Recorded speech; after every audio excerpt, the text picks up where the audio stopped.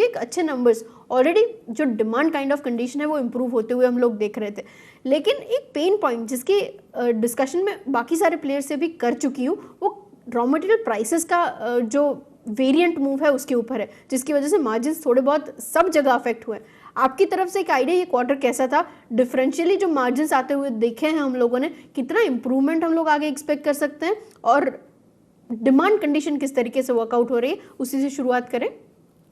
हाँ जी, सो I think आपका point बिल्कुल सही है कि इनपुट प्राइसेस किसी भी मटेरियल के ले लीजिए, लाइक वी आर हम सैनिटरी और फॉसेट्स, पाइप्स और कंज्यूमर ड्यूरेबल कंपनी है। तो इनपुट मटेरियल हमारे प्लास्टिक के फॉर्मेट में आता है, ब्रास के फॉर्मेट में आता है, और सैनिटरी वेयर जब बनता है तो उसका गैस यूजेज होता है। सो सभी जितने भी प्रकार के हम इनपुट मटेरियल लेते हैं सबका प्राइस हाइक हुआ है।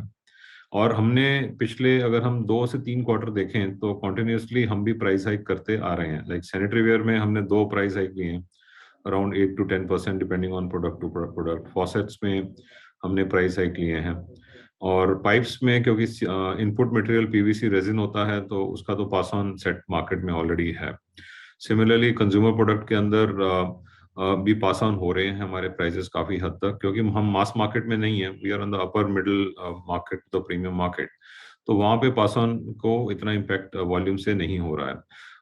बट अभी लग रहा है कि जो इनपुट प्राइस मटेरियल है एक लेवल पे स्टेबलाइज हो रहे हैं। अभी अभी जो ग्रोथ थी इनपुट मटेरियल प्राइस की इंक्रीज की, वो एक लेवल पे थम गई है अभी।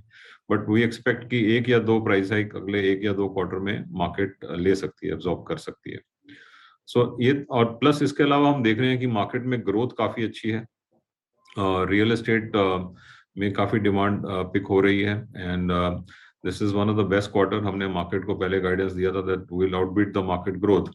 तो अगर हम अपना बिल्डिंग प्रोडक्ट बिजनेस देखते हैं तो वहाँ पे हमारी 66% ग्रोथ है क्वार्टर ऑन ईयर बेसिस पे, Q2 में देखें, और H1 to H1 देखें तो 75% सेल्स ग्रोथ है हमारी। And today we are the fastest growing building product company on sanitary ware and faucets in India today, based on the Q2 results. So overall demand अच्छी लग रही है हमारे को। Q3, Q4 should be much better than the Q2। और ये pandemic lead हमें लग रहा था पहले है काफी, लेकिन बट अभी एक नेचुरल डिमांड आ रही है, क्योंकि हम देख रहे हैं रियल एस्टेट में भी प्राइसेस काफी फॉर्म अप हो रहे हैं of the constructed properties. Okay, agreed sir. अच्छा, एक सेगमेंटल ब्रेकअप अगर आप मुझे बता पाए, कहाँ से सबसे ज़्यादा इम्प्रूवमेंट विटनेस हो रहा है, क्योंकि अलग अलग सेक्टर से ट्रांसलेट होकर डिमांड जो आ रही है वो तो आई एग्री काफ़ी स्ट्रॉन्ग है, लेकिन आपके लिए कौन से सेगमेंट से सबसे ज़्यादा अच्छा परफॉर्मेंस था, एक आइडिया अगर आप मुझे वो दे पाएँ। 3 कोर बिजनेसेस हैं हमारे सोमानी होम में। एक तो हमारा सैनिटरी वेयर फॉसेट्स है, जिसमें एज आई टोल्ड यू हमारी 66% ग्रोथ है। दूसरा पाइप्स बिजनेस है, जो हमारा नया बिजनेस है, जो हमने 3 साल पहले स्टार्ट किया था। This is plumbing pipe, CPVC pipes and UPVC pipes. There we have grown by almost 75% year on year based on. And consumer में हमारी ग्रोथ रही है अराउंड 35% की। तो बिल्डिंग मटेरियल देखें, बोथ सैनिटरी वेयर फॉसेट्स जहाँ फास्टेस्ट है हम आज, और पाइप्स जहाँ पे we are amongst the lead players in on the fast growing segment. So काफी अच्छी ग्रोथ वहाँ हमारी आई है। Okay, agreed sir. अच्छा, इसके अलावा इन टर्म्स ऑफ जो एडवर्टाइजिंग एक्सपेंसेस है उसके ऊपर मैं आपका एक आइडिया समझना चाह रही थी। सेल्स का कितना प्रतिशत इस साल के लिए ऑलरेडी ट्रैजेक्टरी लेके रखा है आपने, और नेक्स्ट हाफ के लिए किस तरीके से वर्कआउट होगा, एक उसके टर्म्स में अगर आप मुझे आइडिया दे पाएं।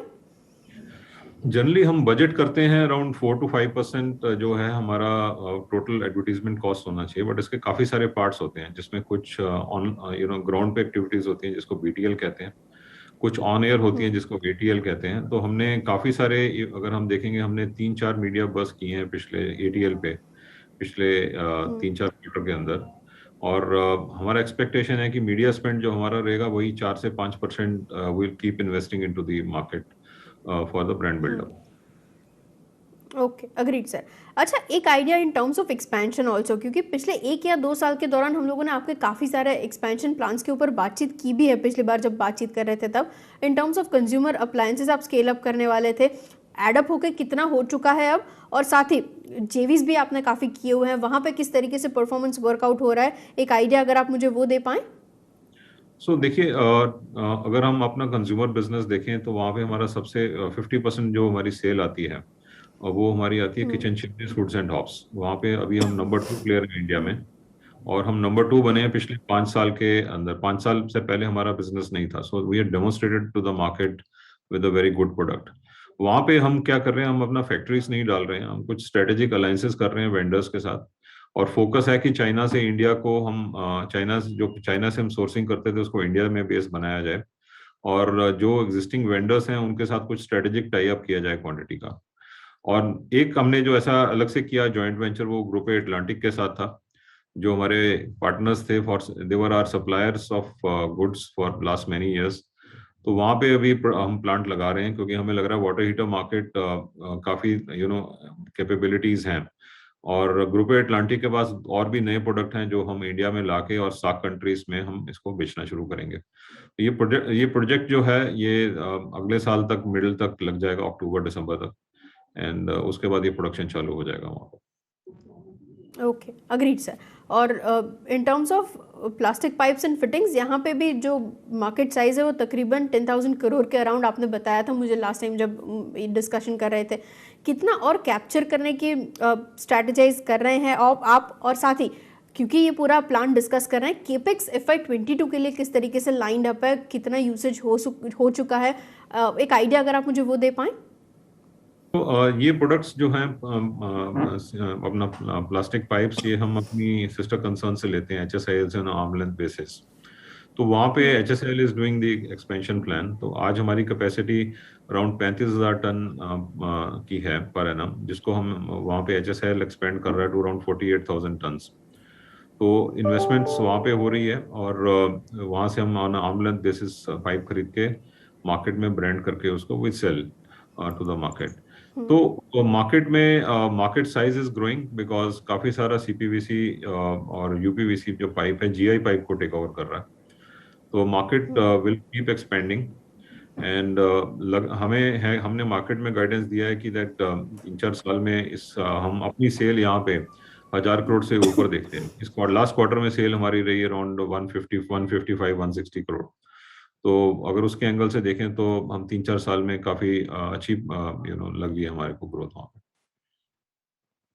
Agreed sir. तो लास्टली FY22 पूरा एंड होते मैं किस तरीके से एक्सपेक्ट करूं kind of growth in terms of bottom line, top line, margins के ऊपर तो हम लोगों ने ऑलरेडी डिस्कशन किया। यहाँ से थोड़ा इफेक्ट अगर आता भी है, पूरा पिक्चर कैसे दिखेगा FY22 क्लोजर का? पिक्चर काफी अच्छा लग रहा है बिकॉज एज आई टोल्ड कि अभी क्वार्टर टू क्वार्टर ग्रोथ अगर ईयर ऑन ईयर देखें तो काफी अच्छी रही है हमारी। तो हमें लग रहा है 20% प्लस ग्रोथ तो मतलब रहेगी एज सच अभी, based on the market. Okay okay, बिल्कुल अग्रीड सर। बहुत बहुत शुक्रिया सर मेरे साथ जुड़ने के लिए। विद बेस्ट रिगार्ड्स कि आने वाले क्वार्टर्स में जब भी हम लोग बातचीत करें